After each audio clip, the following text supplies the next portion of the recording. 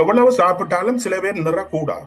பார்த்திருப்பீங்க நினைக்கிறேன் உடற்கலன் உங்களோட சொல்றது. இதுகட்ட அவைகள் கடையில எல்லாம் சாப்பிடுவினோம். அவைகள் நிற பெரிய அளவுல கூடாது.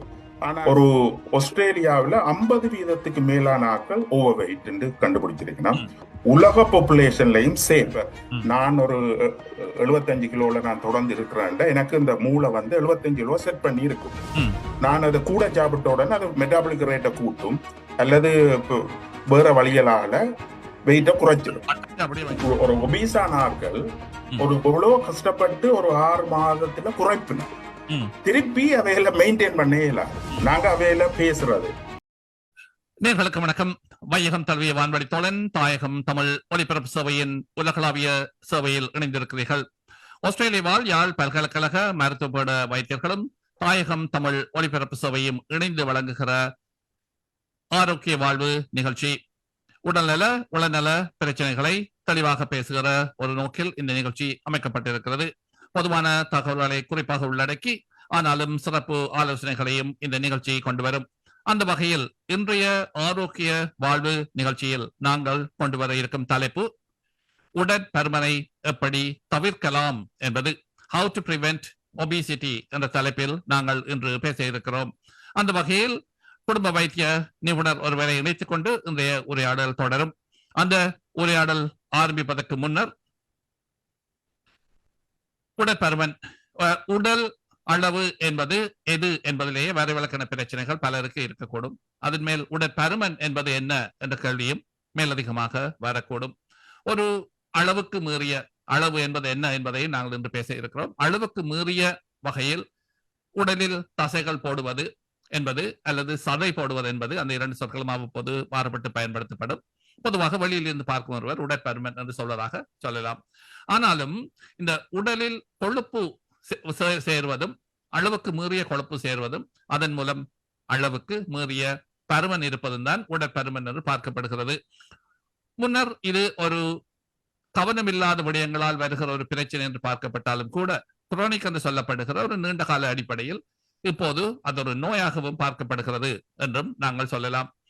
இது பார்வைக்கு ஒரு சிக்கலாக இருக்கக்கூடும். அதே நேரத்தில் தன்னம்பிக்கை மற்றும் என்னால் முடியும் என்ற அந்த உணர்வுக்கு இது ஒரு சவாலாக இருக்கக்கூடும் என்ற ஒரு பார்வை சார்ந்த உளம் சார்ந்த பிரச்சனை இருந்தாலும் கூட மேலதிகமாக வேறுபட்ட பல வேறு நோய்களுக்கு இந்த உடற்பருமனும் அளவுக்கு மீறிய கொழுப்பு உடலில் இருப்பதும் காரணமாக இருக்கிறது என்றும் சொல்லப்படுகிறது. மேலோட்டமாக அப்படி பார்த்தாலும் கூட உலக விடயத்தில் அதற்கு பல விளக்கங்கள் இருக்கக்கூடும். இப்போது நாங்கள் பார்க்கிறோம், பொதுவாகவே உடற்பயிற்சிகள் குறைவாக இருப்பதால் உடற்பருமன் கூடுகிறது என்று சொல்லப்படுகிற போது உடற்பயிற்சி மட்டும் இந்த உடற்பருமனை குறைக்குமா என்ற கேள்வி இருக்கிறது. உணவு பழக்க வழக்கங்களை பற்றி பேசுகிறோம். இவற்றையெல்லாம் ஒரு பொது மனிதனாக பேசுவதை விட ஒரு மருத்துவரை இணைத்துக் கொண்டு பேசுவது சிறப்பு என்ற அடிப்படையில் இப்போது நாங்கள் ஒரு மருத்துவரை இணைத்துக் கொண்டு பேச இருக்கிறோம். யாழ் பல்கலைக்கழக மருத்துவ வைத்தியர்கள் என்று சொன்ன அடிப்படையில் வணக்கம் ஸ்ரீ. இன்றைய நிகழ்ச்சியில் உங்களுடன் இணைந்து கொண்டதில் மகிழ்ச்சி. உலகுக்கு முக்கியமான ஒரு தலைப்பை பற்றி பேச இருக்கிறோம், உடற்பருமன். அதை அளவுக்கு முறைய உடற்பருமனை தவிர்ப்பது எப்படி என்று இந்த நிகழ்ச்சியில் இணைந்து கொண்டமைக்காக முதலில் எங்கள் நேர்கள் சார்பில் உங்களுக்கு எங்கள் நன்றியை சொல்லுகிறோம். நன்றி. நாங்கள் உடற்பருமன் என்று சொல்லுகிற போது நான் ஒரு பொதுவாக மனிதர்கள் பயன்படுத்துகிற அளவுக்கு மீறிய தசை அல்ல சதை போடுதல் என்று சொல்வதாக சொல்லி இருக்கிறேன். ஒரு ஒரு மருத்துவர் என்ற அடிப்படையில் உடற்பருமன் என்பது, உடற்பருமன் அளவுக்கு மீறிய என்று சொல்லப்படுகிற போது உடற்பருமன் என்பது என்ன, அளவுக்கு மீறியது என்பது என்ன என்ற இடத்தில் தான் நீங்கள் ஆரம்பிப்பீர்கள் என்று நம்புகிறேன். சொல்லுங்கள் ஸ்ரீ. உடற்பருமன், அளவுக்கு மீறிய உடற்பருமன். நன்றி அந்த இன்ட்ரடக்ஷன் பாலான. இப்ப இந்த உடற்பருமன் அதாவது ஆங்கிலத்துல ஒபிசிட்டின்னு சொல்றது உண்மையில தசை போடுறத சொல்றது இல்ல. கொழுப்பு அதிகமாக எங்கட உடம்புல படுகிறது அல்லது சேர்றதான் நாங்க உடற்பருமன் என்று விஞ்ஞான ரீதியில சொல்றது. கொழுப்புன்றது எங்கள் ஒரு அவயகம், அதாவது தோல் மாதிரி கொழுப்பும் ஒரு அவயகம். அது பிறக்கேக்குல பிள்ளைகள் கொழுப்போட தான் பிறப்பினம். அது தோலு கீழே பொதுவா இருக்கும். அதுக்கு சில தொழில்கள் இருக்குது. ஒன்று தோலை பாதுகாக்கிறது, தோலுக்குள்ளால போற கிருமிகள் தொற்றுகளை அழிக்கிறதுக்கு ஒரு இம்யூன் சிஸ்டம் அந்த கொழுப்புல இருக்குது. ம். அதை விட முக்கியமாக ஒரு இன்சுலேட்டரா தொழிற்படும். நான் தமிழ் இன்சுலேட்டர் தடை என்று சொல்லலாம், அல்லது ஒரு கவசமாக தொழிற்படும். கவசமாக தொழிற்படும். அதிக குளிர் வெப்பம் அதுகளை ஒரு தடையாக தொழிற்படும். அதை ம். விட முக்கியமாக இந்த கொழுப்புண்ட பங்கு எங்கட நாங்கட சாப்பிட்டா அந்த சாப்பாடுல மேலதிகமான சாப்பாட்டை ஒரு ஸ்டோரேஜா வச்சிருக்கிறது. அதுதான் சேமித்து வைத்திருக்கோம் இல்லையா? சேமித்து வைத்திருக்கிறது. இப்ப நாங்க பார்த்தோம்னா எங்கட ஆதி காலத்துல அண்ட கத இதுண்டு, அதாவது வேடுவரா இருந்து மனிதன் உருவாயிக்கல வேடுவருக்கு நெடுகளும் சாப்பாடு கிடைக்காது. ம். மிருகங்கள் அப்பப்ப வரும், மிருகங்களை கண்டுபிடிக்கிறது கஷ்டம். அந்த அவருக்கு தேவையான மிருகங்களை இன்னொரு மிருகம் அழிச்சிரும், அதுக்கு பாதுகாப்புண்டு. அப்ப சரியான கஷ்டத்தின் மத்தியில அவையில் அந்த மிருகங்களை வேட்டையாடுவினம். ம். ஒவ்வொரு நாளும் மிருகங்கள் இருக்காது. ம். அப்ப அதுக்கு நாங்க சாப்பிடுற நேரத்தை ஒரு அளவு எங்கட உடம்புக்கு எடுத்துட்டு மிச்சம் அதுல வர்ற எனர்ஜிய கொழுப்பாக தோலுக்கு கீழே வச்சிருக்கிறது இந்த கொழுப்பு, இந்த ஃபேட். அப்ப ஃபேட் வந்து ஒரு முக்கியமான உடலின் கூறு. அது எந்த ஒரு விஷயமும் அளவுக்கு மீறி வரைக்குள்ள இப்ப எல்லா பிரச்சனைகளும் இப்ப வர்றது அளவுக்கு மீறி எல்லாம் செய்யறாங்க. அப்ப அந்த ஃபேட் வந்து அளவுக்கு அதிகமாக எங்கட உடம்புல படியேக்குள்ள அதை சொல்றது ஒபிசிட்டின்னு சொல்லி. அதை நீங்க அடுத்த கேள்வி சொன்னீங்க, அதை எப்படி கண்டுபிடிக்கலாம்? இப்ப ஆளை பார்த்து கண்டுபிடிக்கலாம் அப்படி இல்லை. இப்ப Asians different structure, south east Asian different, வெள்ளையாக்கள் கொகேஷியன் டிஃபரண்ட். அதற்காக எல்லாரையும் ஒரு மைய புள்ளியில கொண்டு வர்றதுக்கு ஒரு அலை கொண்டு வச்சிருக்கணும். அதை சொல்றது பிஎம்ஐ. அந்த பிஎம்ஐ என்ன, இந்த உயரத்துக்கு ஏற்ற மாதிரி நிறைய வேறுபடும். அப்ப அது ஒரு கணிப்பீடு வச்சிருக்குன்னா உயரத்தை சென்டிமீட்டர்ல, வெயிட்ட பருமன உடல் நிறைய கிலோகிராம்லையும் உயரத்தை மீட்டர் ஸ்கொயர்லயும் போட்டு ஒண்டால பிரிச்சு வர்ற பெருமானம் பிஎம்ஐ. அது வந்து ஒரு தமிழில் சொல்ல போனால் பாடி மாஸ் இண்டெக்ஸ் என்பது உடல் நிறைக்கும் உயரத்துக்குமான அந்த ஒரு விகிதாசாரம். நேரடியாக பிரிக்காமல் இதை கிலோகிராமிலும் இதை மீட்டரிலும் போட்டுவிட்டு கிலோகிராமில் போடுகிற இலக்கத்தை மீட்டரை வர்க்கித்து, மீட்டரை அந்த உயரத்தை மீண்டும் ஒரு முறை பெருக்கி அதனால் பிரித்து வருகிற போது ஒரு இலக்கம் வரும். அதை ஒரு கணிப்பீடாக வைத்திருக்கிறார்கள். ஆகவே உயரம் கூடியவர்களுக்கு நிறை கூடவாக இருக்கும் என்பதை அந்த அந்த அந்த அந்த இண்டிசஸ், அந்த சுட்டி, அந்த கணிப்பீடு சுட்டி காட்டும் என்று சொல்கிறீர்கள் இல்லையா? அதை இப்ப நீங்க கூகுள்ல போய் தட்டி பார்த்தா பிஎம்ஐன்னு கூட நிறைய இதை போட்டா அது தரும். அது ஒரு உலக ரீதியாக அவர்கள் ஒரு 24 இல்ல 25 வரையும் இருக்கலாம். 25க்கு மேல போய்க்குள்ள உங்களுக்கு கொழுப்பு கூட இருக்குதுன்னு இன்டைரக்டா அது சொல்லுது. அப்ப 25ல இருந்து 30 வரையும் நாங்க அதை ஓவர் வெயிட் சொல்லுவோம். 30ல இருந்து மேல போய்க்குள்ள அது ஒபிசிட்டி ஆங்கிலத்துல சொல்லுவோம். அப்ப ஓவர் வெயிட்டும் ஒரு பாரதூரமான பிரச்சனை, ஒபிசிட்டி மிக பாரதூரமான பிரச்சனை. அப்ப 25ல இருந்து 30 வரையும் போறது ஒரு பெரிய பாரதூரமான பிரச்சனை, பெரிய அளவுல இல்லை. ஆனா 30க்கு மேல போகுதுண்டா அது என்ன சொல்லுதுண்டா, உங்களுக்கு அளவுக்கு அதிகமாக கூடுதலான கொழுப்பு உங்கள இருக்குது. அப்ப கொழுப்பு ஒரு தேவைக்கு இருந்தாலும் அது கூடுதலாக படியேக்கல அங்க பெரிய பெரிய பிரச்சனைகள் வரும். அதை நாங்க போக கதைக்கலாம். இது பாலான வடிவா விளங்கிட்டது தானே? இது வரவழ்கணும். சரி, இதன் இதன் இதன் இதன் பொருள் என்ன என்ற கேள்வி நிச்சயமாக இருக்க போகிறது.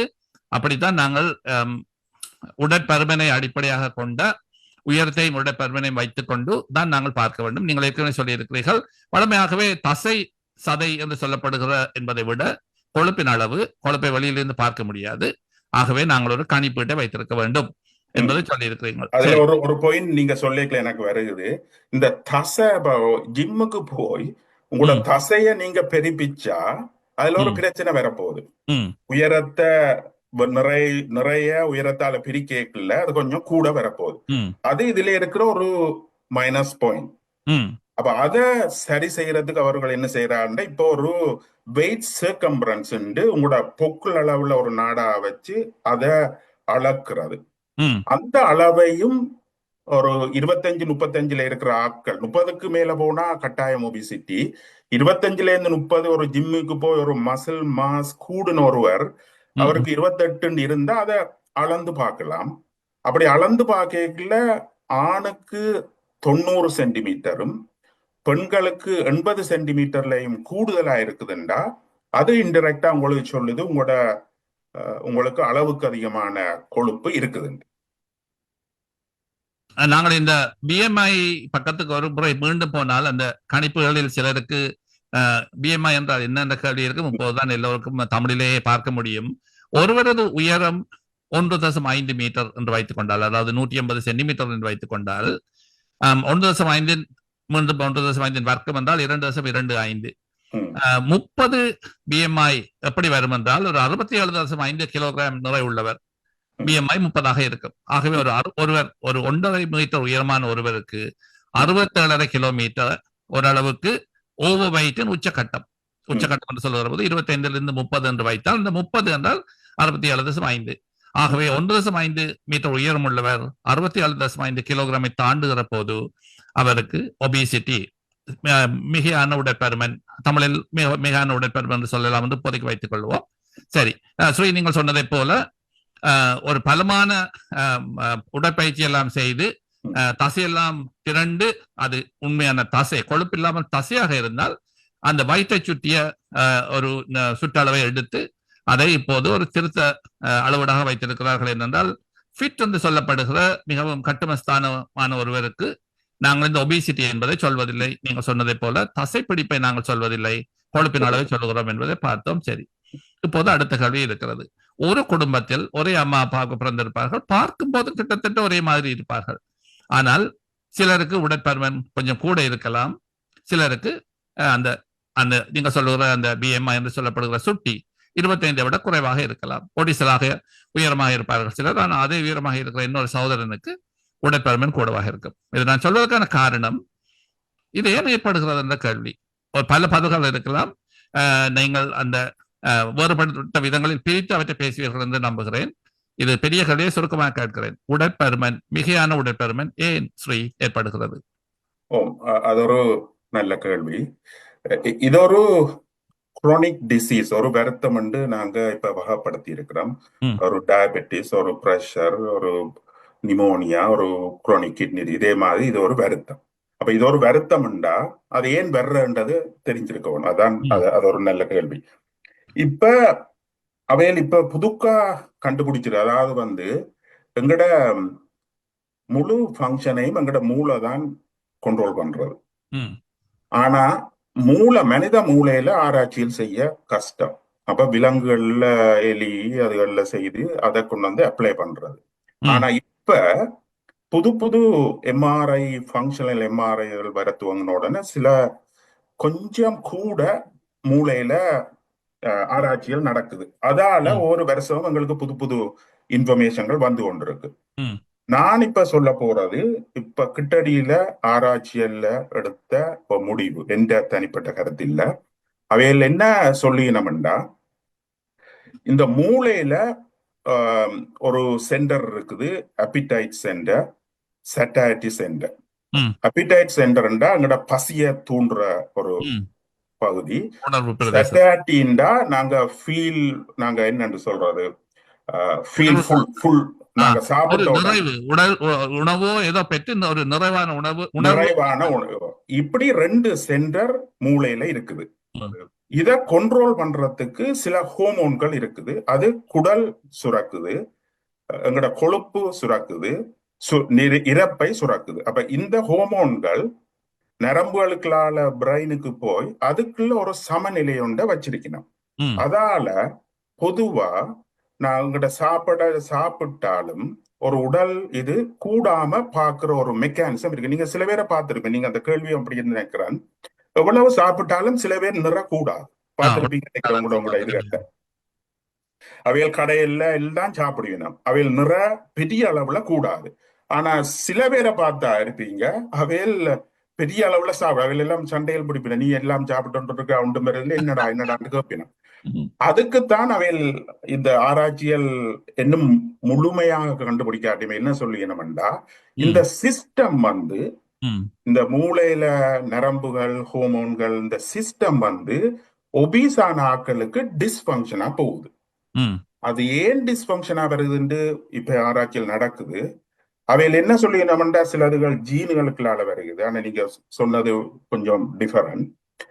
ஒரே அப்பா அம்மாவுக்கு பிறந்த 2 பிள்ளைகள்ல ஒரு ஆள் கூட இருக்கு, அது நான் வருவோம். சிலதுகள் ஜீன், அந்த ஜீனுக்கு இருக்கிற ஆட்கள் ஒபிசா வருவினம். அதே நேரத்துல இப்ப ஒரு ஆஸ்திரேலியாவில் 50% மேலான ஆட்கள் ஓவர் வெயிட் கண்டுபிடிச்சிருக்கணும். உலக பாப்புலேஷன்லையும் சேம் 5 பில்லியன் பீப்புள் ஒபீஸ். அப்ப அதுக்கு என்னன்னு இப்ப ஆராய்ச்சி அளவில் சொல்லினோம் என்னண்டா, இந்த எங்கட சாப்பாடு ஈஸியா கிடைக்கிற, அதாவது நாங்க கண்ட கதரிங்ல இருக்க சாப்பாடு இவ்வளவு அருமை எப்பயாவது இருந்துட்டு தான், அப்புறம் ஃபார்ம்லையும் சீசனுக்கு ஏற்ற மாதிரி வரும். இப்ப ஈஸிலியா அவைலபிள் ஃபுட் இருக்கிறதும் ஈஸியா கிடைக்கிறதும் ரிலேட்டிவ்லி மலிவா இருக்கிறது. நீங்க பாத்தீங்கன்னா ஃபாஸ்ட் ஃபுட்டுகள் எப்பயும் ஓரளவு மலி, இப்ப கொஞ்சம் கூடி இருக்கு, போட்டி இதுகள் கூடி ஸ்டார்ட்ல இன்ட்ரடியூஸ் பண்ணிக்கல எல்லாம் மலிவு. ஒரு மெக்டொனால்ட்ஸுக்கு போனா $5 முதல் சாப்பிடலாம், எனக்கு இப்ப நினைவா இருக்கு, ஸ்டார்ட் பண்ணிக்கல. அதே நேரத்துல ஈஸிலி அவைல எங்க கடையில் எங்க நீங்க காரை நிப்பாட்டினாலும் கிடைக்கும். அதே மாதிரி அவையில் பலட்டபிள், டேஸ்டா இருக்கும். இது ஒரு மனித ஆளுக்கு வேலைகள், நகரமாக்கம், அதுகள் எல்லாம் வரைக்குள்ள எல்லாரும் வேலை செய்ய உண்டு. இப்படி ஒரு ஈஸியான இது கிடைச்சோன்னா அதுகளை சாப்பிட அவையில் ஹை கலோரி கொண்டன்ஸ், நாங்க சாப்பிடுற தானியங்கள், விவசாயங்கள், இதுகள்ல இருந்து நாங்க சாப்பிட்ட இருந்து முற்றாக மாறி அப்படியே ஒரு நிலைக்கு வரைக்கும் இந்த ஹை கலோரி கூடுதலாக எடுக்கல கொழுப்பு என்ன செய்யும், ஓரளவு படியும் மிச்சத்தை எதிர்க்க பார்க்கும். எதிர்க்க பார்க்க அந்த இம்யூன் சிஸ்டம் அந்த எக்ஸா வர்ற கொழுப்பை எதிர்க்க பார்க்க ஒரு இம்யூனோலஜிக்கலி அந்த புதுக்க வர்ற கொழுப்பு ஒரு சேஞ்ச உருவாகுது, இன்ஃபிளமேஷன் சொல்றாரு. புது கொழுப்புல அந்த இன்ஃபிளமேஷன் வரும். இன்ஃபிளமேஷனால வர்ற சுரப்புகள் இந்த சிஸ்டத்தை பாதிக்குது. அப்ப இந்த சமநிலைப்படுத்துற அந்த சிஸ்டத்தை இந்த இன்ஃபிளமேஷன், அதிகமான கொழுப்பு, இந்த ப்ரோசஸ் ஃபுட் அல்லது ஹெல்த்தி இல்லாத ஃபுட்டுகளால வர்ற அந்த இன்ஃபிளமேஷன் டிஸ்பங்ஷன் அந்த சமநிலையை கண்ட்ரோல் பண்ண எல்லாமே இருக்கு. அதுதான் இந்த ஒபிசிட்டி, இந்த வருத்தத்துக்கு காரணம் என்று சொல்லினேன். நீங்கள் சரியா சொல்லியிருக்கிறீர்கள். அதை திருப்பி சொல்வதாக இருந்தால், இப்போது வாழ்க்கை முறைகள் மாறி இருக்கின்றன. அந்த காலத்தில் சாப்பாட்டின் அளவு குறைவாக இருக்கும். அந்த தேடி பிடித்து சிரமப்பட்டு கொண்டு அளவுக்கு மீறி வயிறு புடைக்க சாப்பிடுவோம் அல்லது கழுத்து வரை சாப்பிட்டோம் என்று சாப்பிடுவதற்கெல்லாம் வாய்ப்பு கிடையாது. அந்த காலங்களில் அளவான உணவு மட்டும் இருந்ததால் இப்போது உணவு இலகுவாக கிடைக்கிறது, ஒப்பீட்டு அளவில் மலிவாக கிடைக்கிறது. பார்த்த உடனேயே அது உண்ண ஒரு உணர்வை தரும். அதே நேரத்தில் வாய்க்கு மிகவும் சுவையாக இருக்கிறது. இவற்றை எல்லாம் மற்றும் இலகுவாக சென்றடையத்தக்கதாக இருக்கிறது. திரும்ப உணவெல்லாம் இந்த துரித உணவு கடைகள் இருக்கின்றன. அந்த உணவுகளை எடுக்கிற போது உடலுக்குள் இந்த கொழுப்பு, அந்த ஹை கலரி என்று சொல்லுகிற போது அந்த அதிகம் சக்தியை தரத்தக்க உணவு என்றால் அது கொழுப்பு, கார்போஹைட்ரேட் போன்ற விடயங்கள் இருக்கும் இல்லையா? அது உள்ளே போகிற போது இந்த கொழுப்பு வேண்டாம் என்று உடல் போராடுகிறது. ஆனால் கொழுப்புக்கும் போவதற்கு வழி இல்லை. ஆகவே அந்த கொழுப்பில் ஒரு மாற்றம், இன்ஃபிளமேஷன் என்று சொல்லப்படுகிற ஒரு மாற்றம் ஏற்பட்டு அது அங்கே போயிருந்து கொண்டு உடலுக்கு பழக்கம் இல்லாத, வளமையாக உடலுக்கு பழக்கம் இல்லாத ஒரு வகையில் அந்த கொழுப்பு வருகிற போது நோய் எதிர்ப்பு சக்தி மற்றும் வலிமையான செயற்பாடுகளை செய்து கொண்டிருக்கிற உடல் சிரமப்படுகிறது. ஆனால் சிலருக்கு எதை சாப்பிட்டாலும் சமைக்கும் என்று சொல்வோம், ஆங்கிலத்தில் குட் மெட்டாபாலிசம் என்று சொல்வார்கள். அந்த உடல் அதை உரிய முறையில் சமீபாடு செய்து கழிப்பதை கழித்து வெளியே போக வைக்கும். சில சந்தர்ப்பங்களில் சிலருக்கு, அதை பற்றி நீங்கள் சொல்வீர்கள் என்று நம்புகிறேன், பலவிதமான உடல் சார்ந்த தொழில்களை செய்வதால் அல்லது செயற்பாடுகளை செய்வதால் அந்த தேவையான சக்தியை கொடுப்பதற்காக அந்த உணவு எரிக்கப்பட்டு அல்லது சமீபாடு அடைந்து அது சக்தியாக போவதால் சேமிப்பதற்கான தேவை குறைவாக இருக்கிறது. அந்த பகுதியை நீங்கள் சொல்லவில்லை, அது உங்களோட விட்டு வருகிறேன் ஸ்ரீ. அந்த ஹை மெட்டபாலிசம் என்று சொல்லப்படுகிற உணவு சமீபாடு அடைந்து உடலில் தேங்காத நிலை சிலருக்கு இருக்கிறது. உடற்பயிற்சிகளை செய்யாதவர்களுக்குமே சில விளையாப்படி இருக்கிறது. அதை பற்றி கொஞ்சம் சொல்லுங்க ஸ்ரீ. அதான் அதுல என்னன்னா, நாங்க சொன்ன முதல் என்ன சாப்பிட்டாலும் அவைகளுக்கு அது உடம்பு அவைகளுக்கு இந்த சமநிலைக்குரிய இந்த மெக்கானிசம் ப்ரிசர்வ் பண்ணி இருக்குது. அவர் டிஸ்பங்ஷனாக இல்லை ஏதோ ஒரு காரணத்தால அதாலதான் அவைகளுக்கு அந்த ஒபிசிட்டிக்கு வரியினம் இல்லை. அதே நேரத்துல அவைகளுக்கு இன்னொரு இது இருக்குது, இந்த எங்கட பேசிக் மெட்டாபாலிசம், எங்கட எங்கட எங்கட உடம்பு வேலை செய்யறதுக்கு, அதாவது ஹார்ட் 24 மணித்தியாலம் துடிக்கிறதுக்கு, கிட்னி 24 மணித்தாலம் வடிகட்டுறது, மூளை 24 மணி வேலை செய்யறது, லிவர், இதற்கு எல்லாத்துக்கும் சக்தி வேணும். ம், அந்த சக்தி வந்து எங்கட உணவால பேர்ன் பண்றதால கிடைக்கப்படுது. ம், அந்த உணவை பேர்ன் பண்ற தன்மையை சொல்றது மெட்டாபாலிசம். ம், அது வந்து சில பேருக்கு ஃபாஸ்டா இருக்கும், சில பேருக்கு ஸ்லோவா இருக்கும். இந்த ஒபீஸான ஆட்களுக்கு அது ஸ்லோவா இருக்குது. ம், ஏன் அது ஸ்லோவா இருக்குதுன்னா, அவையில இந்த கொழுப்பு கூடி அந்த இன்ஃப்ளமேட்டரி கொழுப்பு, அந்த இன்ஃப்ளமேஷன் தான் அந்த இதையும் செய்யுது, மெட்டாபாலிசத்தையும் கொஞ்சம் குறைக்கும். ம், அதான் அது மெயின் இது. ம், அப்ப அதாலதான் இவையில் என்ன சாப்பிட்டாலும் அவையில் மெட்டாபாலிக் ஹெல்த்தி, அந்த சிஸ்டம் ஹெல்த்தியா இருக்கிறபடியா நீங்க கூட சாப்பிட உங்களோட மெட்டாபாலிக் ரேட் அது கூடி விடும், அவை சமபாடு அடைஞ்சு பேர்ன் ஆகிடும். ம். ஒபீஸ் ஆக்களுக்கு அந்த சிஸ்டம் பாதிக்கப்பட்டபடியா கூட சாப்பிட்டா அவைகளுக்கு கூட உடற்பருமன் வரும், மூளை யோசிக்கு வேல் கூட கூட வருது. அவையில இந்த வெயிட் செட் பாயிண்ட கொஞ்சம் கூட கொண்டு வரும். இப்ப நான் ஒரு 75 கிலோல நான் தொடர்ந்து இருக்கிறேன், எனக்கு இந்த மூளை வந்து 75 கிலோ செட் பண்ணி இருக்கும். ம். நான் அதை கூட சாப்பிட்ட உடனே அது மெட்டாபாலிக் ரேட்டை கூட்டும், அல்லது வேற வழிகளால வெயிட்ட குறைச்சிடும். மட்டத்தை அப்படியே வைத்துக் கொண்டிருக்கிறார். டிஸ்பங்ஷனா வந்தா ம். அப்படி செய்ய இயலாது. அப்ப மூளை பார்க்கும் இது என்னடா அப்படி கூடி கூடி சாப்பிட்டு கொண்டு இருக்கிறாரு இதன்றாரு, அது செட் பாயிண்ட கூட்டி விட்டுரும். மூளை நினைக்கக்கூடும், நான் மூளையின் சார்பில் நான் நினைப்பேன், ஆனால் மூளை நினைக்கக்கூடும் இவர் ஏதோ உடலின் பருமனை கூட்டுவதற்கான முயற்சியில் இருக்கிறார், ஆகவே நான் உதவி செய்து அவரது உடலின் பருமனை கூட்ட கூட்டி விடும். அதை நீங்க அதுல ஒரு முக்கியமான பாயிண்ட் இதுல நான் சொல்ல வாரேன். நீங்க பார்த்திருப்பீங்க, நீங்கள் கேட்டுப்பீங்க, ஒரு ஒபீசான ஆக்கள் ஒரு எவ்வளவு கஷ்டப்பட்டு ஒரு 6 மாதத்துல குறைப்பினோம், திருப்பி அவையில மெயின்டைன் பண்ணவே இயலாது. நாங்க அவையில பேசுறது, அவையில பிளேம் பண்றது, அவையில வில் பவர் இல்ல. உண்மையா அப்படி இல்ல. இந்த உடம்பு மூளை வந்து ஹையர் பாயிண்ட்ல செட் பண்ணி இருந்தா, இப்ப 60ல இருந்தவர் சாப்பிட்டு 80ல கனகாலம் ஆபட்டு ஒபீஸ்ன்ற நிலைக்கு வந்து டிஸ்பங்ஷனா வந்து அவருக்கு 80 கிலோல செட் பண்ணி இருந்தா, அவர் கஷ்டப்பட்டு 3 மாதம் இதை குறைச்சி ஒரு 70ல கொண்டு வந்தா அது திருப்பி அதை கொண்டு போக பார்க்கும். ஏன்னா அது டிஸ்பங்ஷன் ஆகுனது சரியான கஷ்டம், திருப்பி வேற. அப்ப அவைகளுக்கு என்ன செய்யும், ஃபுட் கிரேவிங் ஒன்றை கொண்டு வரும். அப்ப அது குறைச்ச உடனே கஷ்டப்பட்டு ஒரு 3 மாதம் குறைப்பினோம், அப்புறம் அவைகளுக்கு ஏலாது. உண்மையா பார்த்தா உண்மையா எல்லாரும் சொல்லுவீங்க, உங்களுக்கு ஏலாது 3 மாதம் அப்புறம் விட்டுருவீங்க. என்ன அந்த ஃபுட் கிரேவிங் வரும். இப்படி குறைச்ச உடனே மெட்டாபாலிக் ரேட்டை அது குறைச்சிடும். இரண்டாவது உடம்பு 30 கிலோல இருக்குது, என்ன இருந்தா போல ஆர்டிபிஷியலா குறைச்சிருக்கிறார், இவரை கூட்டோணும் நான் மெட்டாபாலிக் ரேட்டை குறைச்சிடும், ஃபுட் கிரேவிங்க கொண்டு வரும். சட்டாட்டின்ற அந்த உடலில் நுழைவு கொள்ற தன்மைய குறைச்சிடும். அப்ப இப்படி அந்த மெக்கானிசங்கள் அவைகளுக்கு வேலை செய்ய அவை திருப்பி போயிடும். அதான் இதுல சரியான இம்பார்ட்டன்டா போயிடும். அதால நாங்க உண்மையா இந்த சயின்ஸ்களுக்கு முதல் நாங்க பிளேம் பண்றது அவர்கிட்ட வில் பவர் இல்ல, அவர் விரும்பினதை சாப்பிடுறாரு, அவருக்கு கண்ட்ரோல் உண்மையா அவையில் பாவங்க, அவைகளுக்கு அதால் அந்த மூளை அப்படி செய்யுது. ஏன் அப்படி செய்யுது, அவையில் சின்ன இதுல மிஸ்யூஸ் பண்ணி அந்த ஒபிசிட்டி ஸ்டேஜஸுக்கு போனபடியா. ஆகவே அது மிகவும் கொண்டு வரலாம், ஆனா we have to work hard. Yes.